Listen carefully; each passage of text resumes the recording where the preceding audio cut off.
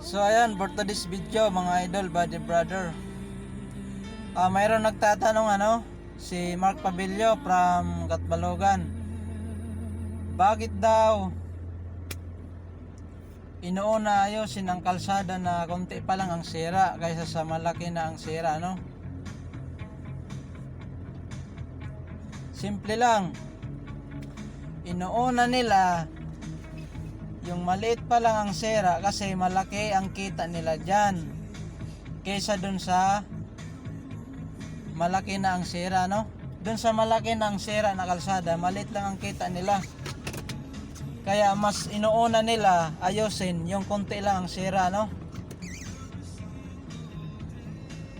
At depende rin yan sa sa lugar, sa kalsada.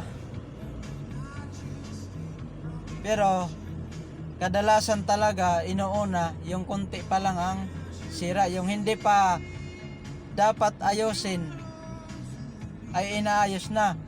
Pero yung mga karapat dapat na talagang ayusin, pinapabayaan hanggang sa may madisgrasya. Kikilos lang, gagawa ng aksyon kapag may nadisgrasya na. Yan ang Pilipinas, humahanap ng payong kapag basa na siya, no? Ganon din sa kalsada, aaksyonan ang sira kapag may nadisgrasya na. Simple lang.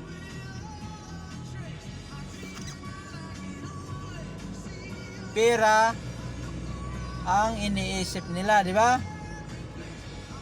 Kaya mas priority nila yung konti pa lang ang sira, kasi dun malaki ang kita, ano? Yung malaki na ang sira, konti lang ang kita. Kaya wag ka na magtaka, only Philippines.